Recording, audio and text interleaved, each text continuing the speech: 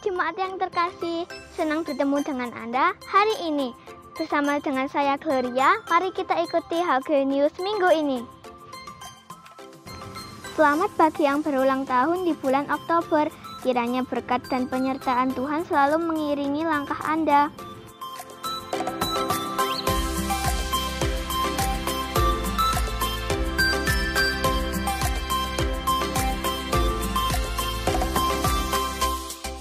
Nikmati hadirat Tuhan dalam Morning Call yang diadakan setiap Selasa jam 6 pagi melalui aplikasi Zoom. Untuk link akan dibagikan di grup WhatsApp gereja. Terus terhubung dengan saudara-saudara seiman dalam Kul yang diadakan melalui video call WhatsApp. Informasi lebih lanjut dapat menghubungi Gembala Kul. Jangan lewatkan Intimate Worship yang akan tayang pada Jumat 9 Oktober pada pukul 6 sore di channel YouTube Gereja.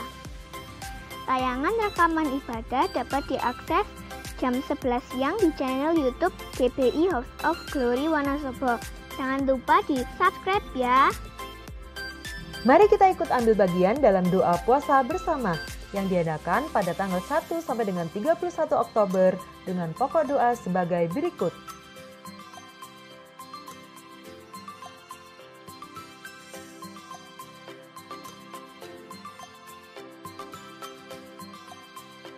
Puasa ini wajib bagi seluruh pelayan Tuhan dan dihimbau bagi jemaat. Persembahan dapat dimasukkan ke dalam kotak di dekat pintu masuk setelah ibadah. Selain itu juga dapat diberikan melalui transfer ke nomor rekening BCA berikut. Tetapi orangku yang benar akan hidup oleh iman. Demikian HOG News minggu ini. Tuhan Yesus memberkati.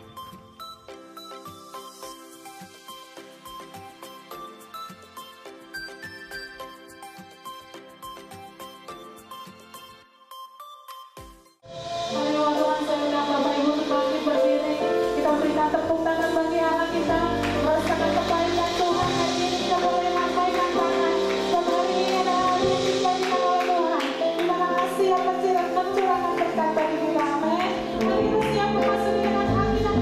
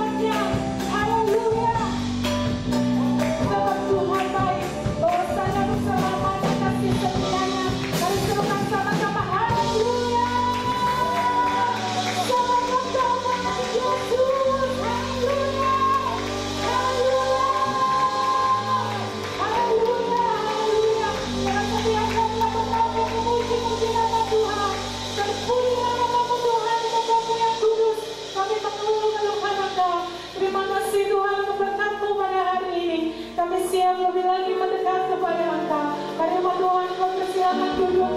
Kita lebih lagi menyembah Dia dalam roh dan kebenaran.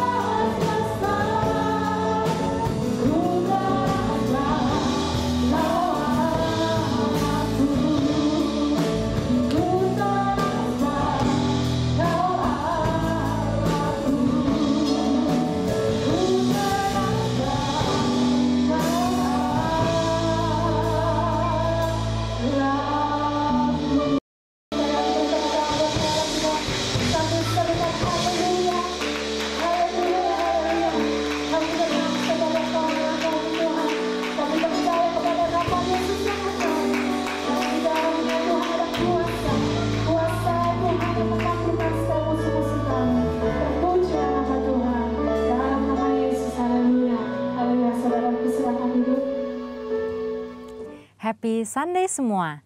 Dalam edisi Voice of Pentecost kali ini kita akan membahas mengenai paradigma kekudusan bagi generasi yang menyelesaikan amanat agung. Menjaga kekudusan kadang-kadang dianggap sebagai hal yang kuno, bahkan membebani. Benarkah demikian? Apa arti kekudusan yang sesungguhnya? Kekudusan adalah karakter dari Allah yang paling menonjol yang memiliki makna keterpisahan.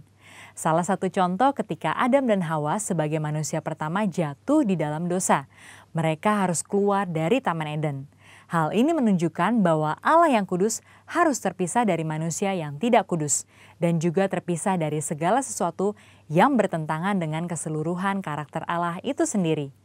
Akan tetapi kekudusan Tuhan bukanlah hanya kekudusan yang memisahkan dan menghakimi segala yang tidak kudus, melainkan juga menjangkau manusia yang berdosa dan memberikan pengudusan bagi mereka.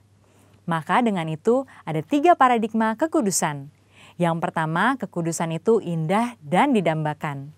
Kita dapat melihat bahwa seluruh ciptaannya sungguh sangat baik. Dan kata baik juga mencangkup segala pengertian seperti keindahan dan kedambaan. Dalam Mazmur 96 ayat 9 dikatakan, sujudlah menyembah kepada Tuhan dengan berhiaskan kekudusan. Kata berhiaskan kekudusan menunjukkan bahwa kekudusan adalah hal yang mulia dan indah di hadapan Allah. Kita sebagai manusia baru di dalam Kristus sudah seharusnya memandang semua hal yang berasal dari Tuhan adalah hal-hal yang kudus, hal yang baik, indah, menyenangkan, dan didambakan. Pola pikir bahwa hal-hal yang tidak kudus membawa kenikmatan seharusnya kita tanggalkan. Sebagai insan Pentakosta yang hidup bergantung kepada Roh Kudus setiap saat, sudah selayaknya kita mengalami kemenangan dari kedagingan. Yang kedua, kekudusan itu menular dan menyebar. Paradigma yang baru tentang kekudusan juga dinyatakan dalam kehidupan dan pelayanan Yesus. Dalam pelayanannya, Yesus sering digambarkan berada bersama dengan orang-orang yang najis menurut Taurat. Dalam Lukas 5 ayat 12-14 dikisahkan bagaimana Yesus berjumpa dengan seorang yang penuh kusta. Orang tersebut meminta kepada Yesus untuk menahirkannya, yang kemudian diresponi oleh Yesus dengan menjamahnya dan berkata, "Jadilah engkau tahir." Dan Alkitab mencatat bahwa orang tersebut menjadi tahir.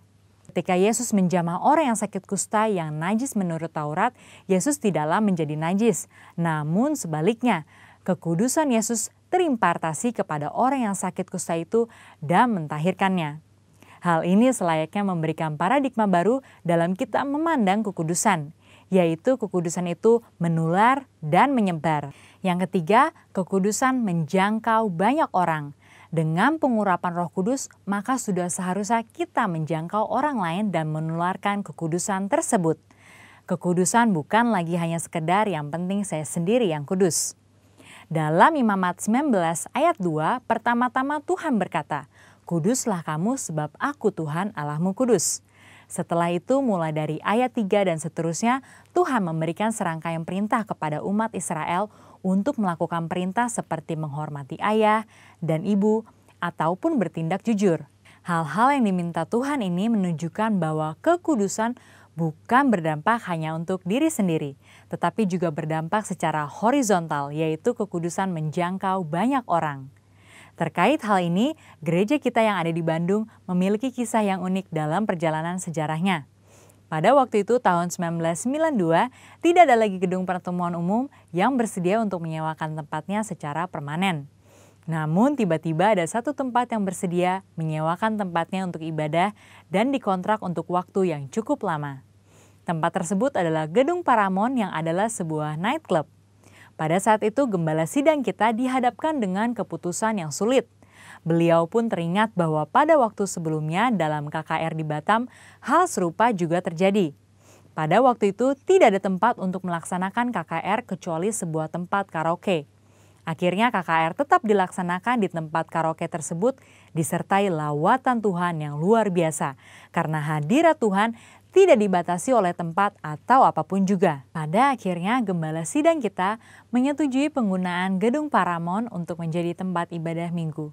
Meskipun tempatnya aneh menurut manusia, tetapi hadirat Tuhan memenuhi tiap ruangan ibadah dan lawatannya pun terjadi setiap minggu. Banyak orang bertobat dan jiwa-jiwa bertambah hari demi hari. Wow! Kesimpulannya, Tuhan sedang memanggil kita untuk hidup dalam kekudusan guna menyelesaikan amanat agung. Dalam Wahyu 22 ayat 11 dikatakan, barang siapa yang berbuat jahat, biarlah ia terus berbuat jahat. Barang siapa yang kudus, biarlah ia terus menguduskan dirinya. Mari kita terus mengerjakan dan menjalani kehidupan kita, bergerak dan menularkan kekudusan kemanapun kita pergi untuk menuai banyak jiwa. Tuhan Yesus memberkati.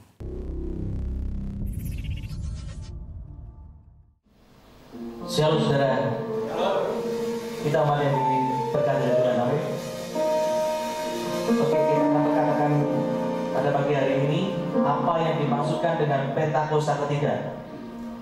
1. Pentakosta ketiga adalah pencurahan Roh Kudus yang dahsyat di zaman now, melebihi yang terjadi di Asus Asrid. 2. Pentakosta ketiga akan mengakibatkan penuaian jiwa yang terbesar dan yang terakhir sebelum Tuhan Yesus datang kembali. 3. Pentakosta ketiga akan membangkitkan generasi Yeremia, yaitu anak-anak muda yang dipenuhi Roh Kudus, cinta mati-matian kepada Tuhan Yesus, tidak kompromi terhadap dosa, dan akan bergerak untuk memenangkan jiwa.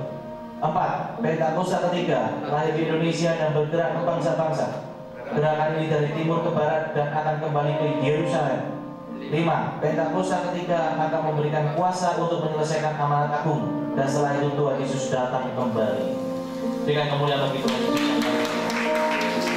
Dan kita semua untuk kami berdiri, kita akan berkatakan janji Tuhan di tahun 2020 ini adalah tahun dimensi yang baru. Amin, saudara. Tahun 2020, tahun dimensi yang baru. Tahun 2020, tahun dimensi yang baru.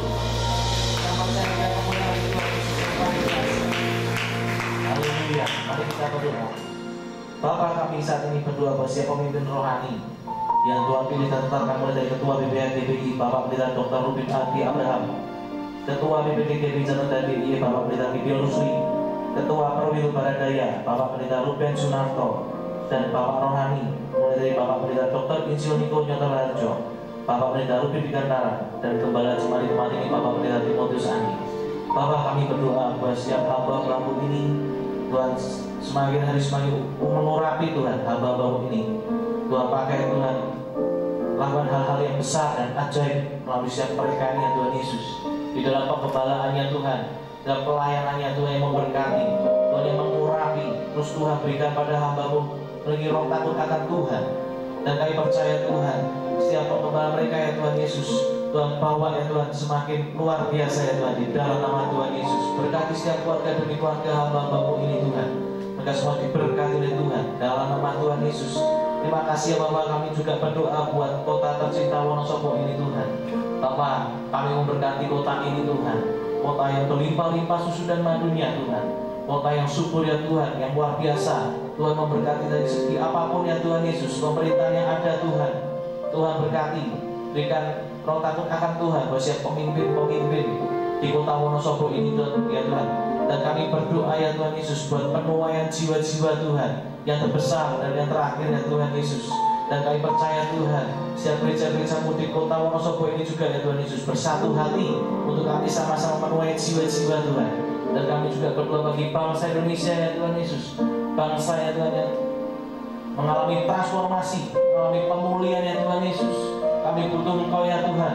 Bangsa Indonesia ini dipulihkan, dimenangkan ya Tuhan Yesus. Kami boleh bersama-sama Tuhan, bersatu hati untuk melewati ya Tuhan Yesus masa pandemi ini ya Tuhan Yesus. Terus Tuhan berikan hikmat Tuhan bagi setiap pemimpin-pemimpin, bagi presiden, wakil presiden, dan seluruh jajaran yang ada ya Tuhan Yesus, untuk mengatasi ini semua ya Tuhan Yesus dan membawa bangsa Indonesia ini semakin maju dan luar biasa ya Tuhan. Kami berdoa bagi Yerusalem, Shalom Yerusalem, damai sejahtera turun atas Yerusalem. Terima kasih ya Bapak, kami berikan persembahan untuk Engkau, Kau yang kuduskan dan sucikan persembahan ini ya Tuhan Yesus. Kami berikan dengan sukacita di dalam nama Tuhan Yesus, sama-sama katakan amin. Mari siapkan hati kita untuk mendengar firman. Tuhan yang mengasihi Tuhan, Kau cinta Tuhan, Kau akan mendengar dan melakukan firman Tuhan.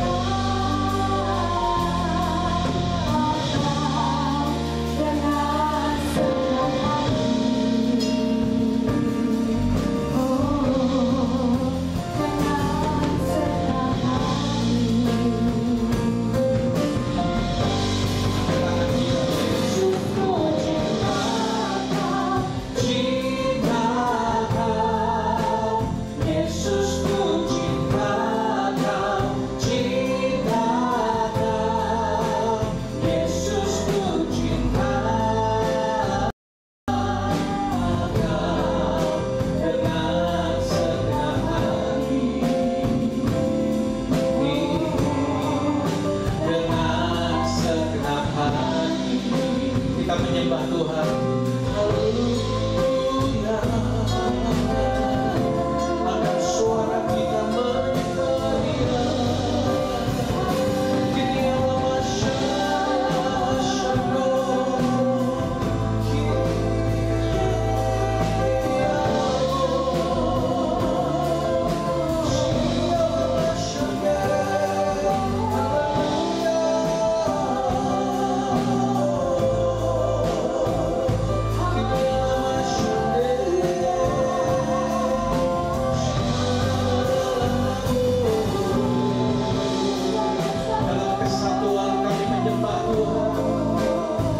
dalam roh dan kebenaran kami menyembah Dia.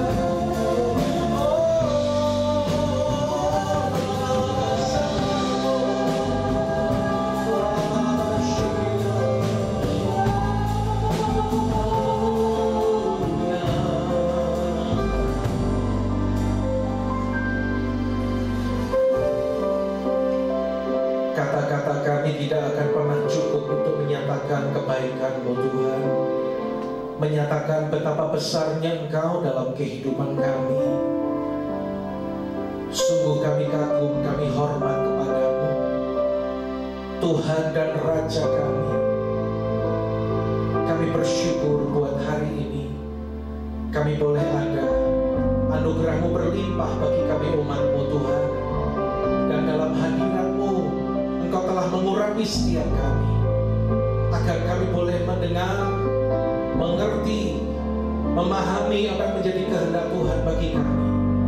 Dan kami sungguh-sungguh boleh mengalami kuasa Tuhan yang dahsyat, kuasa Tuhan yang ajaib dalam sepanjang umur hidup kami, sampai kami berjumpa dengan Tuhan. Kami siap mendengar firman. Hamba mengaku di depan umat-Mu, apapun yang telah hamba-Mu persiapkan, segala pengetahuan dan pengalaman hamba-Mu tidak akan pernah ada artinya tanpa Engkau sendiri yang mengurapi dan memakai hamba-Mu. Pakai menjadi alat yang sempurna di tangan-Mu Tuhan.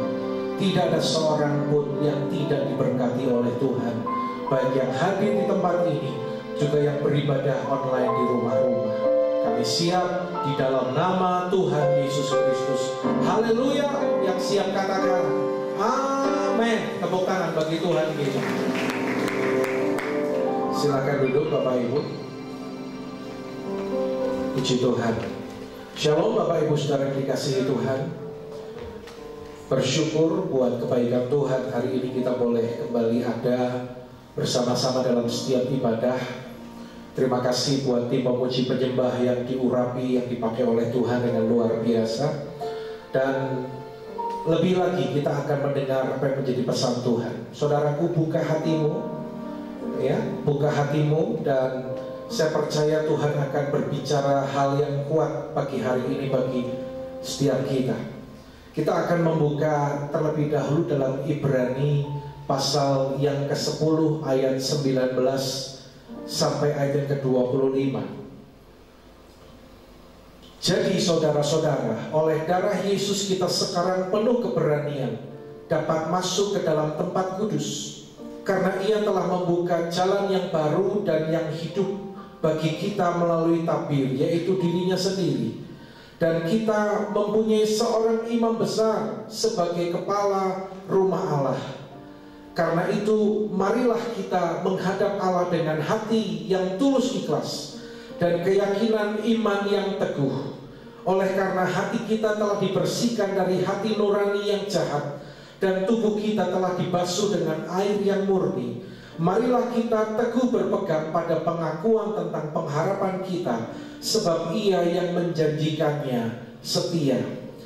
Dan marilah kita saling memperhatikan, supaya kita saling mendorong dalam kasih dan dalam pekerjaan baik. Janganlah kita menjauhkan diri dari pertemuan-pertemuan ibadah kita, seperti dibiasakan oleh beberapa orang, tetapi marilah kita saling menasehati dan semakin giat melakukannya menjelang hari Tuhan yang mendekat. Katakan amin, saudaraku. Saudara, kalau hari ini Tuhan memberikan satu tema, yaitu unshakable, tidak tergoncangkan. Sesuai dengan apa yang kita alami, yang kita hadapi hari-hari ini, saudara. Situasi yang tidak menentu, keadaan yang tiba-tiba bisa berubah, dan hal-hal yang sulit yang dialami oleh semua kalangan.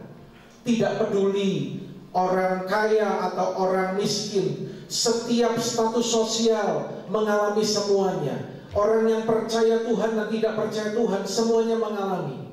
Tetapi saya percaya, bagi kita orang percaya, Tuhan pasti menolong kita. Katakan amin, saudaraku.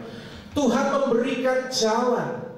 Tuhan akan menuntun kita supaya kita bisa melewati semuanya ini dengan baik, supaya kita tidak tergoncangkan oleh apapun yang terjadi. Saudaraku, ada dua hal yang mau saya bagikan pagi hari ini. Dua hal penting agar hidup kita tidak tergoncangkan oleh apapun, saudaraku. Saudaraku, hal yang pertama, kalau Anda perhatikan di perikop Ibrani pasal yang ke-10 mulai ayat yang ke-19 dan seterusnya, judul perikopnya apa, saudaraku? Kalau Anda buka Alkitab saudara, judul perikopnya itu adalah ketekunan. Kita katakan sama-sama sekali lagi, 2, 3, ketekunan. Ya, sebab kamu memerlukan ketekunan supaya sesudah kamu melakukan kehendak Allah, kamu memperoleh apa yang dijanjikan itu. Saudara, ketekunan itu sangat penting, saudara. Coba katakan dulu kanan kiri, ketekunan itu sangat penting. Ya, bahkan dalam Matius pasal ke-24 Tuhan Yesus berkata, setelah semuanya penderitaan aniaya itu terjadi, dan dikatakan bahwa siapa yang bertahan sampai pada kesudahannya akan selamat. Saudara, itulah ketekunan, saudara. Ketekunan berbicara tentang kualitas dari Yesus Kristus.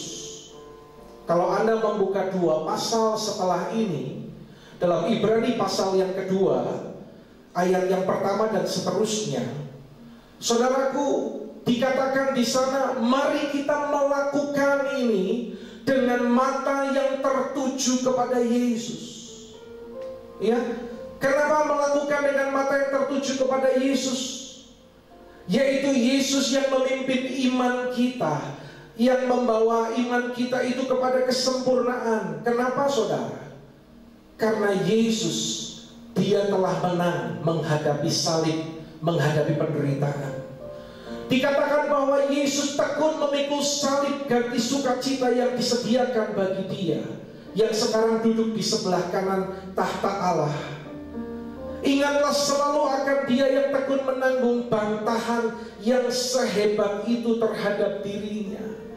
Saudaraku, Yesus adalah teladan dalam hal ketekunan. Ya, hidup kekristenan kita semuanya terfokus, tertuju kepada Tuhan Yesus. Katakan amin, saudaraku. Ya, aminnya kurang keras. Hidup kekristenan kita terfokus, tertuju kepada Tuhan Yesus. Saudara semua perhatikan, jangan ada yang sampai miss, ya, hilang gitu ya. Dengar baik-baik, saudara. Saya mau katakan seperti ini. Situasi ke depan ini tidak semakin mudah, saudara. Ya, meskipun kita yakin Tuhan pasti tolong, Tuhan turut bekerja mendatangkan kebaikan, tapi dengar, situasi ke depan ini tidak semakin mudah, karena ini adalah tanda-tanda kedatangan Tuhan sudah semakin dekat, sudah semakin singkat. Tetapi yang bertahan sampai pada kesudahannya, yang mau bertahan lambaikan tangan, saudara. Oh, puji Tuhan, tepuk tangan bagi Allah kita, saudara. Yang bertahan sampai pada kesudahannya, ia akan diselamatkan. Ini luar biasa, saudara. Saudara, masa pandemi corona ini, jangan melihat hanya dari sisi ada penyakit, ada virus yang namanya corona. Tapi lihat, saudaraku, dengar baik-baik. Ada spirit yang bekerja di belakang semuanya ini, saudara. Apakah engkau sadar bahwa dalam situasi ini ada yang namanya spirit ketakutan, ada yang namanya spirit kecemasan, ya? Ketika seseorang takut, imannya mulai tergeser, saudaraku, dan dia nggak bisa bertekun dalam iman. Gimana bisa bertekun kalau nggak punya keyakinan iman yang teguh? Seperti ayat yang kita baca dalam Ibrani pasal yang ke-10 tadi, saudaraku, ya? Melalui wabah ini orang-orang dicengkram dengan ketakutan, dengan kecemasan, sehingga imannya mulai lambat laun tersingkir, saudaraku. Hidupnya tidak lagi didominasi oleh iman, ya, tetapi lambat laun iman itu mulai rapuh, iman itu mulai luntur, iman itu akan tergeser dan akhirnya kalah, saudara. Padahal firman Tuhan katakan, orangku yang benar, apa saudara, akan hidup oleh sama-sama. Alkitab katakan orangku yang benar akan hidup oleh iman. Ya, saudara, milikilah ketekunan. Karena ini berbicara tentang kualitas kehidupan kita. Yang mengerti sekali lagi katakan amin. Berikan tepuk tangan bagi Allah kita, saudara. Saudara, ketika kita berbicara tentang ketekunan, saya mengangkat satu kisah seorang yang bernama Horatio Spafford. Saudara, Spafford ini dia adalah seorang yang mempunyai istri dan 5 orang anak. Pada tahun 1860-an, sudah lama ya, saudaraku ya, keluarga Spafford ini merupakan salah satu keluarga yang terpandang di Chicago, saudara. Dulu dia adalah lawyer, lalu dia berpindah menjadi seorang pengusaha real estate, dan dia berhasil. Dia punya aset yang begitu banyak di sepanjang Danau Michigan. Nah, saudara, walaupun hidupnya ini dalam kelimpahan yang luar biasa, tetapi dengar, dia sangat giat. Meskipun dia hidupnya berkelimpahan, dia sangat giat dalam kegiatan di gereja, dalam pekerjaan Tuhan. Tetapi ternyata hidupnya tidak selamanya membahagiakan bagi keluarga ini. Saudara, apa yang terjadi? Tragedi yang pertama, tahun 1870, ketika anak sulungnya waktu itu berusia 4 tahun, itu mati karena demam berdarah. Dan disusul setahun berikutnya terjadi kebakaran yang hebat di kota Chicago, ya, sampai diberikan satu istilah disebut dengan Great Chicago Fire, yang menyapu semua aset-aset yang ia miliki, real estate-nya, sehingga perusahaan ini bangkrut. Saudara lihat tragedi yang kedua ini, tetapi itu tidak membuat dirinya berdiam diri dan depresi. Tetapi Spafford ini memulai kembali usahanya. Bahkan dia membantu warga Chicago yang lain yang mulai kehilangan tempat tinggal, saudara. Ketika kondisi keadaan mulai berangsur pulih, mulai membaik, saudara, Spafford ini berencana untuk membawa keluarganya berlibur ke Eropa untuk menenangkan diri. Tahun 1873, atas undangan sahabatnya yang adalah seorang penginjil besar Amerika bernama D.L. Moody, dia dan keluarganya berencana untuk mengikuti acara pertemuan penginjilan di Inggris. Jadi dia membawa istri dan anak-anaknya, 4 orang anaknya, untuk berangkat mengikuti acara itu, ya. Saudara, keluarga Spafford bersiap untuk berlayar ke Inggris, menaiki kapal uap Perancis, melintasi Samudra Atlantik. Dan detik-detik terakhir sebelum kapal berangkat, Spafford ini harus membatalkan keberangkatannya karena urusan bisnis yang tidak bisa ditunda. Namun dia berjanji kepada keluarganya bahwa begitu urusannya selesai, ia akan menyusul. Jadi dia minta supaya istri dan keempat anaknya ini berangkat terlebih dahulu. Saudara, ternyata tragedi ketiga terjadi pada malam tanggal 22 November tahun 1873. Kapal yang ditumpangi oleh istri dan keempat orang anaknya ini bertabrakan dengan kapal yang membawa besi. Dan hanya perlu waktu 12 menit kapal ini tenggelam, saudara. Tetapi istrinya dapat diselamatkan, namun harus kehilangan 4 orang anak perempuannya. Dengan tubuh penuh luka memar, istrinya yang bernama Anna Spafford berhasil diselamatkan. Namun semua rasa sakit yang diteritanya tidak sebanding dengan kepedihan hati akibat kehilangan keempat putrinya. Tetapi yang luar biasa, ada satu kesaksian dari Pastor Nathaniel Weiss yang kebetulan juga selamat bersama-sama dengan sang istri ini. Dia mendengar istri Spafford ini berkata, "Memberiku 4 anak perempuan, sekarang mereka diambil daripadaku. Suatu hari nanti aku akan mengerti mengapa ini terjadi." Spafford segera menyusul istrinya ke Inggris, dan di tengah perjalanan nahkoda kapal menunjukkan lokasi di mana tempat kapal yang tenggelam itu, saudara. Saudaraku, apa yang terjadi malam itu? Horatio Spafford tidak bisa tidur. Dia berjam-jam merenungkan dan mengingat semua tragedi yang terjadi pada keluarganya.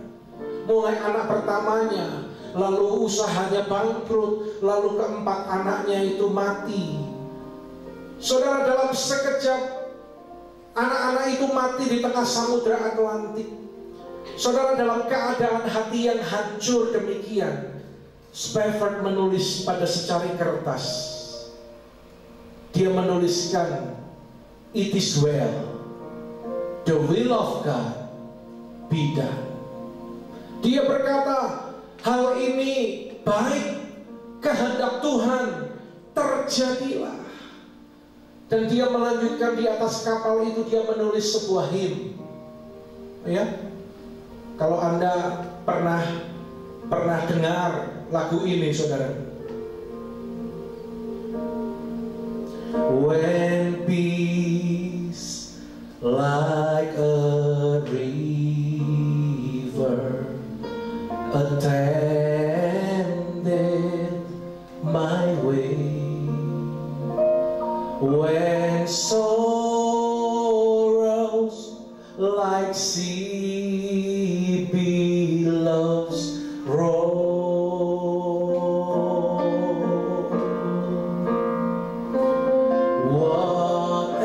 whatever my Lord thou hast taught me to say, it is well, it is well with my soul. Lagu yang sangat populer, saudara. Dia menuliskan itu dan sahabatnya menjadikannya itu sebuah lagu.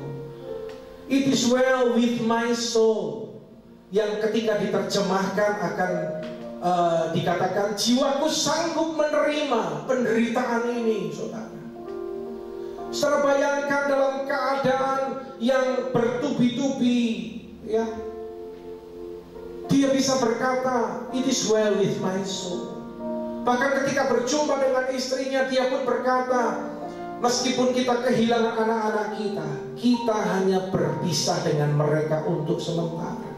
Saudaraku, saya mau mengajak kita untuk membayangkan sejenak, bagaimana mungkin menghadapi situasi yang demikian hebat, penderitaan yang demikian besar, dia bisa berkata, it is well with my soul.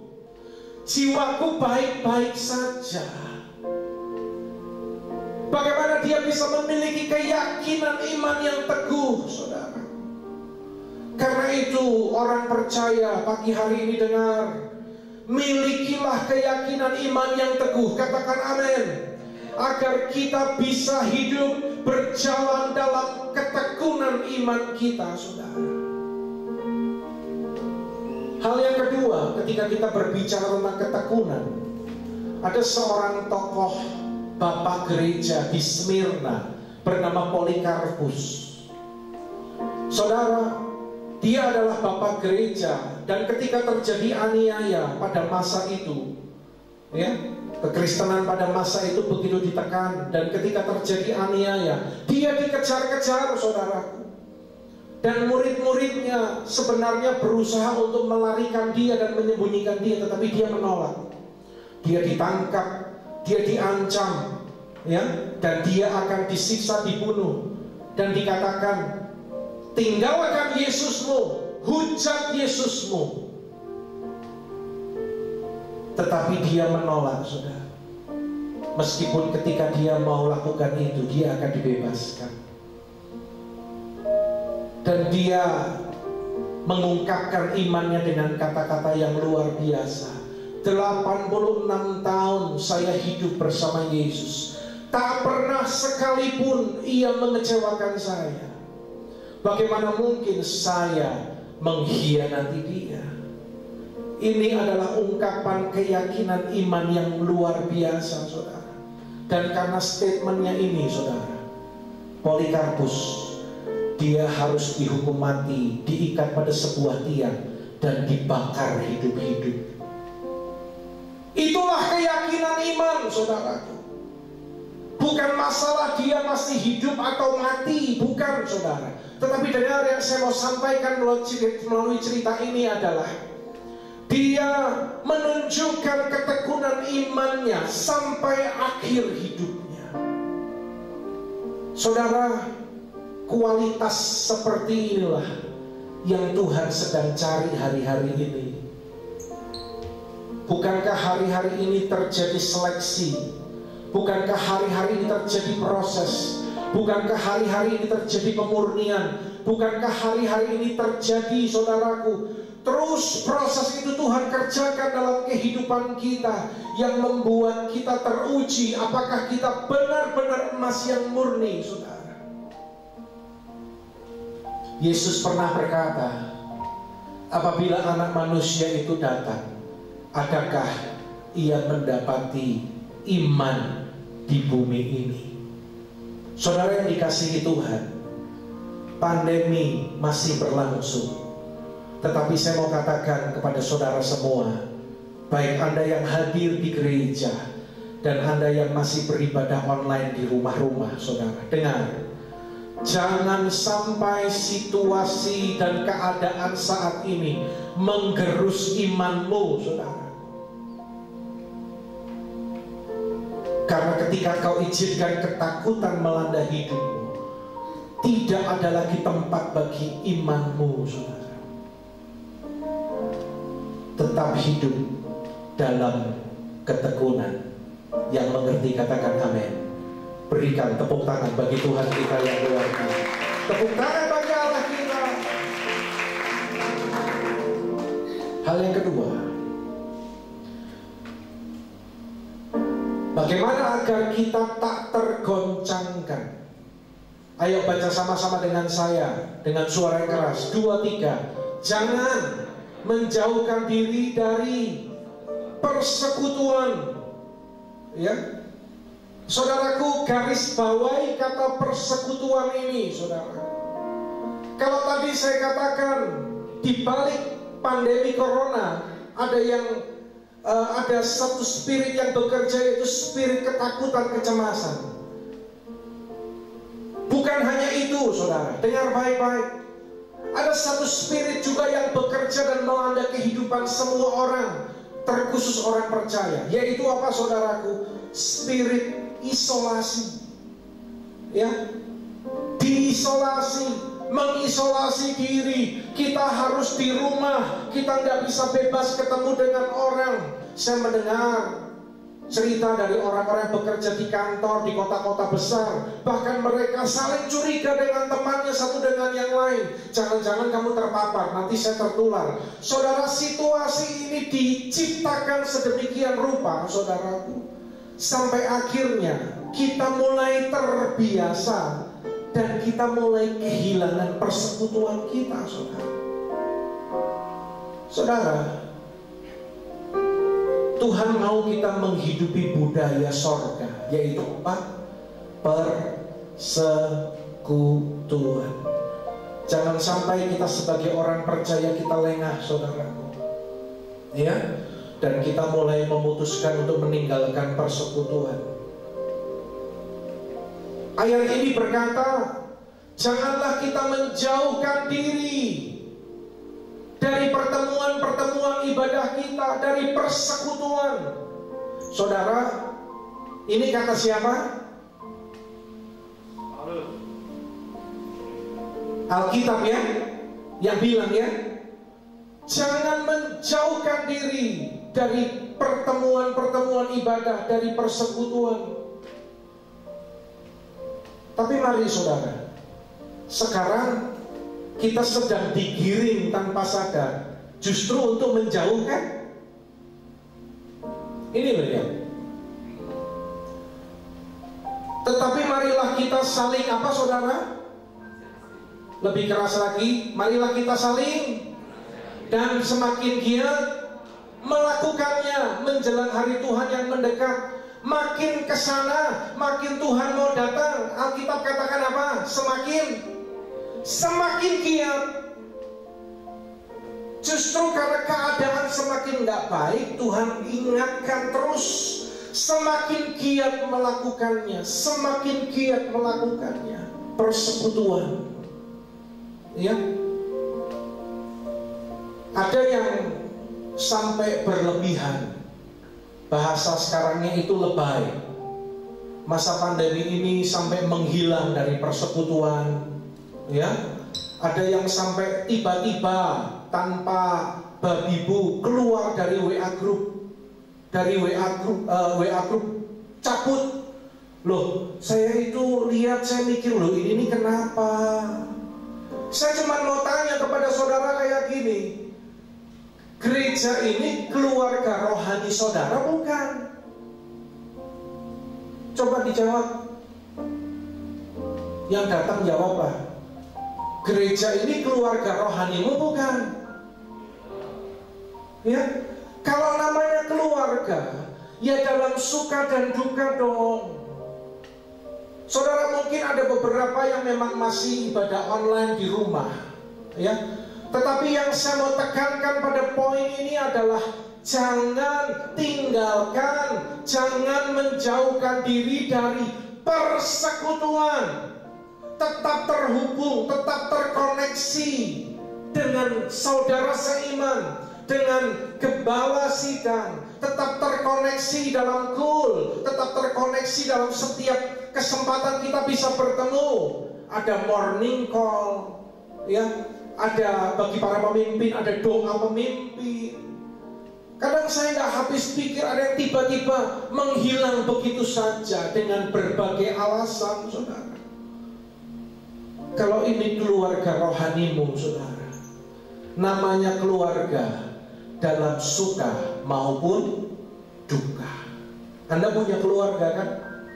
Kalau dalam suka Anda bersama-sama, apakah dalam duka kau meninggalkan keluargamu? Sampai ada orang yang kayaknya udah gak pernah komunikasi lagi, kayak gak kenal. Saudara, kalau Anda bertumbuh, Anda digembalakan di GBI HOG di tempat ini, Anda kan gak dipaksa kan, saudara. Saudara, ayo, kalau gereja ini rumahmu, saudara, kalau engkau bertumbuh dan engkau bersedia digembalakan, saya minta tetap terhubung, ya. Masih online nggak apa-apa ya Pak? Ya nggak apa-apa. Yang saya tekankan adalah persekutuan itu.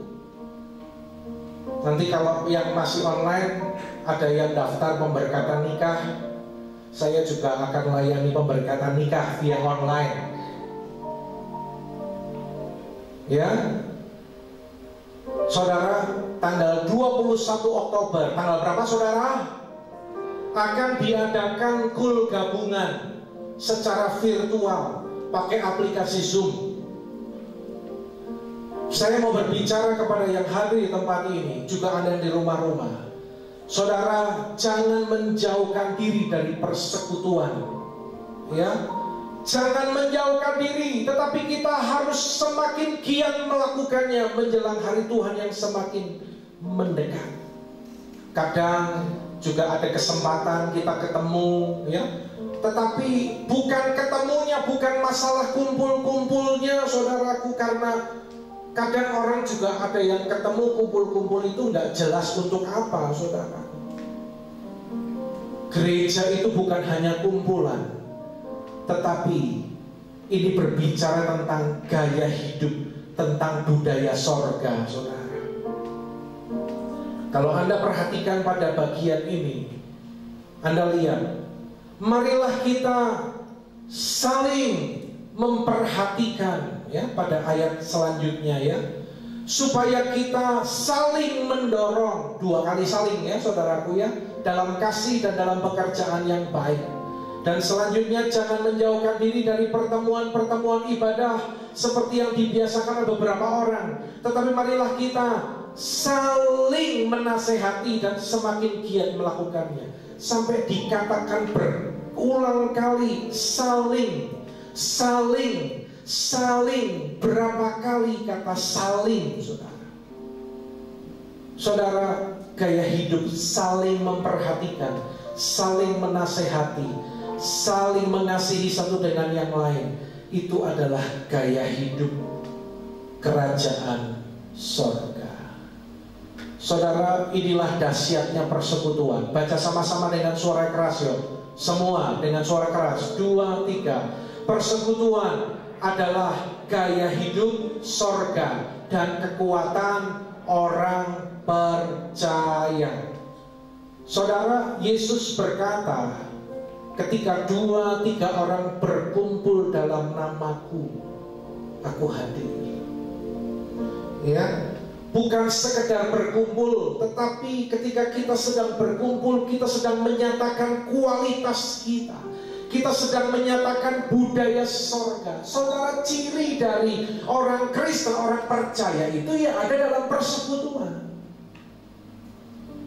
Karena itu saya akan melihat bahwa hari-hari ini, mana orang percaya, mana jemaat yang memang tetap dalam persekutuan, bersedia digembalakan, dan mana yang tiba-tiba menghilang. Tidak apa-apa, saudara, ya toh? Malah saya lebih fokus kepada orang-orang yang mau digembalakan dengan baik, tetap ada dalam persekutuan. Saudara, di Israel itu ada satu hama yang paling ditakuti, yaitu yang disebutkan dengan hama belalang. Ya, kalau belalang itu 1 ekor datang nyerang, dia nggak bisa buat apa-apa. Tetapi kalau dia datang rombongan, saudara, itu akan menghabiskan tanaman mulai dari akar sampai pucuk. Saudara, persekutuan itu dahsyat. Katakan amin, saudara. Ya, ketika kita ada dalam persekutuan, ada manifestasi dari kuasa Tuhan yang dinyatakan dalam kehidupan saudara dan saya. Karena itu jangan mengisolasi diri, saudara. Bersekutulah. Boleh nggak Pak, kalau sekali waktu kulnya mau ketemu secara onsite? Ya boleh. Wong Anda juga ya ketemu sama orang lain yang belum tahu dia itu sehat atau tidak. Anggota kulmu kan malah ketahuan sehat semua, saudara. Ya, hati-hati, saudara. Jangan terkena perangkap, karena kerajaan kegelapan sedang menggiring kita, saudara. Menggiring kita semakin jauh, ditarik semakin terpisah satu dengan yang lain, saudaraku. Ayo saudara, kita minta pengurapan Tuhan, supaya kita dikaruniakan kecerdasan secara rohani, untuk mengerti apa yang sedang terjadi, agar kita mengetahui spirit apa yang sedang bekerja hari-hari ini. Hati-hati dengan spirit isolasi ini, saudara. Saya mau cerita tentang domba. Saudara, domba itu adalah jenis binatang yang tidak punya alat untuk bertarung, untuk berperang, saudara. Domba itu lemah, ya. Dan dalam Mazmur pasal yang ke-23, kalau Anda membaca Tuhan adalah gembalaku dan seterusnya, domba itu sangat tergantung dengan gembalanya. Gaya hidup domba ini tidak bisa sendirian, saudara, tetapi dia harus bersama-sama dengan kawanan. Saudara, coba tanya kanan kiri, kamu dombanya Tuhan bukan? Domba, ya, domba itu ada dalam kawanan, saudara. Ketika serigala atau binatang buas sedang mengincar, biasanya yang kena terkam itu adalah domba yang keluyuran sendiri, ya. Tetapi ketika domba itu ada dalam kawanan, binatang buas itu nggak berani mendekat, apalagi ada gembala yang pegang pentung, saudara. Yesus adalah gembala agung kita, saudara. Dan dia adalah gembala yang baik bagi kita, domba-dombanya. Saudaraku, jemaat Tuhan, jangan keluar dari kawanan, ya. Domba itu akan aman. Dia aman ketika dia dekat dengan gembalanya dan ketika dia berada dalam kawanan. Saudara, mari kita mulai bangun persekutuan yang hari-hari ini mulai luntur. Saya mau berbicara kepada setiap gembala kul. Minggu ini adalah waktunya kita kul. Saudara, lakukan ini. Pastikan semua anak-anak kul kita terhubung. Mereka ada dalam kawanan, supaya mereka tidak menjadi lemah dan dimangsa oleh si jahat. Ya, mari saudara, dua hal ini kita perhatikan sungguh-sungguh. Hidup dalam ketekunan dan jangan menjauhkan diri dari persekutuan. Amin untuk firman Tuhan. Saya mengundang kita bangkit berdiri bersama-sama.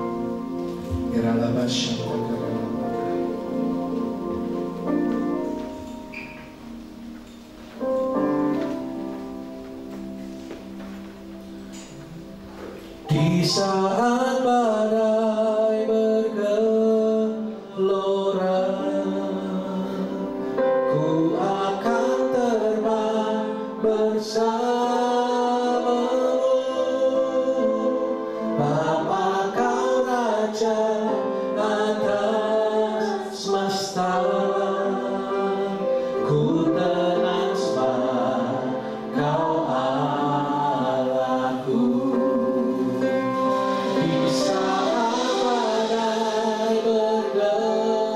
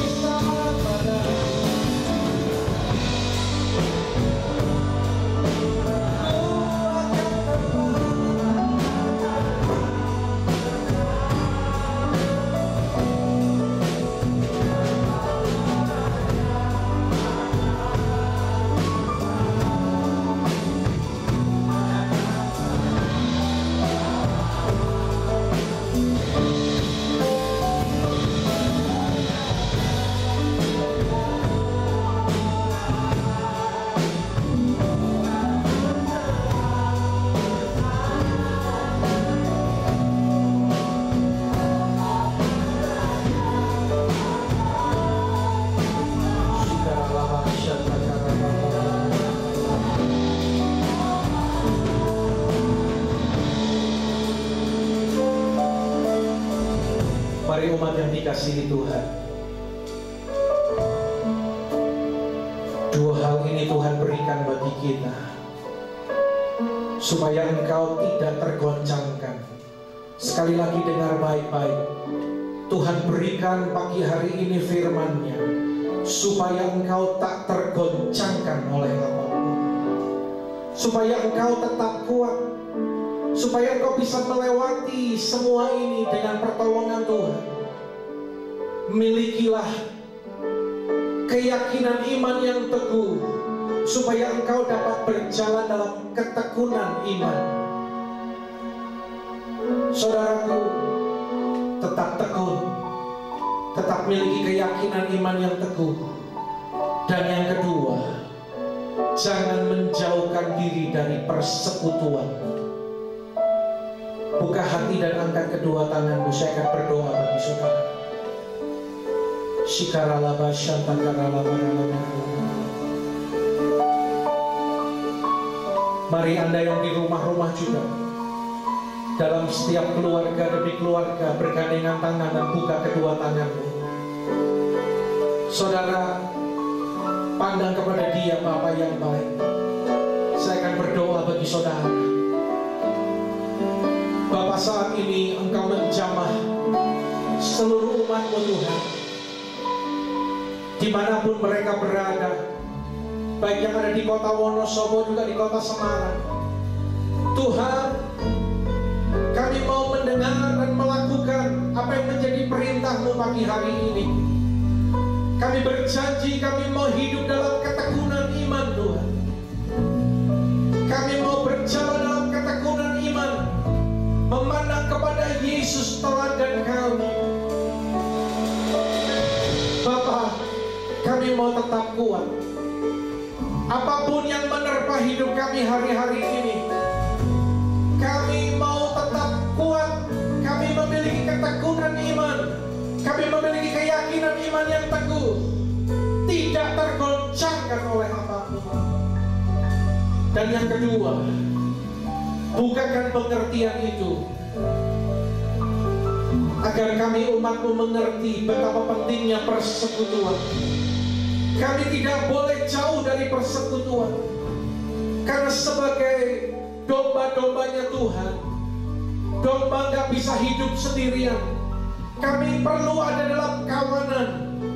Kami harus selalu dekat dengan gembala kami, supaya kami aman, supaya kami terbebas dari segala yang jahat. Bapa, Engkau menjamah seluruh kehidupan umat-Mu dimanapun berada. Urapi Tuhan, urapi setiap umat-Mu.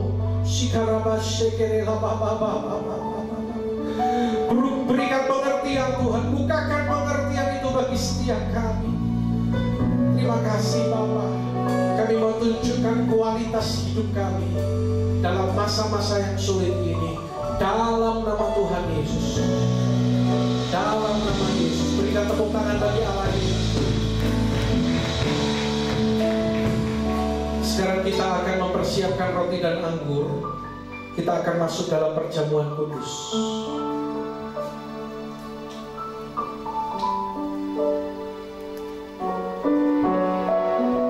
Haleluya.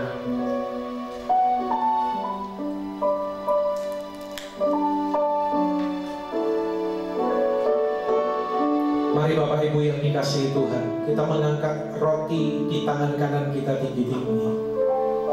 Kita akan masuk dalam perjamuan kudus, persekutuan dengan tubuh dan darah Kristus.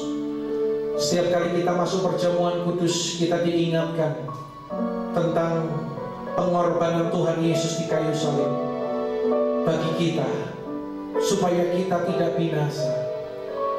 Karena upah dosa adalah maut, mati, masuk neraka. Tapi Yesus datang menebus kita, supaya kita diselamatkan. Mari saudara, angkat roti di tangan kanan kita tinggi-tinggi, pandang kepada Dia. Bukankah roti yang kita pecahkan adalah persekutuan dengan tubuh Tuhan kita Yesus Kristus? Katakan amin. Makan dengan iman dalam nama Tuhan Yesus.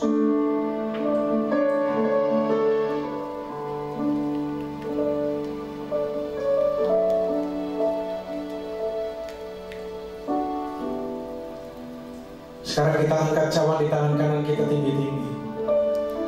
Umat yang dikasihi Tuhan, bukankah cawan pengucapan syukur yang atasnya kita ucapkan syukur adalah persekutuan dengan darah Tuhan kita Yesus Kristus? Katakan amin.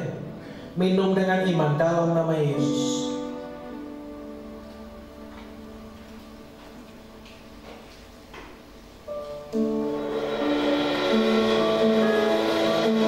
Berikan tepuk tangan pujian bagi Allah kita. Haleluya. Terima kasih Yesusku, terima kasih Yesusku, puji syukur hanya bagi Tuhanku. Terima kasih Yesusku, terima kasih Yesusku, puji syukur hanya bagi Tuhanku. Oh, puji syukur hanya bagi Tuhanku. Puji syukur hanya bagi Tuhanku.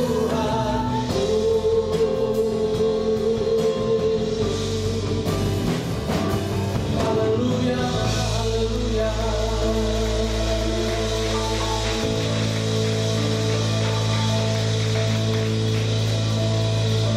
Terima kasih buat perjamuan kudus yang kami boleh nikmati. Kami tahu Tuhan, segala yang terbaik Kau sediakan bagi setiap umat-Mu.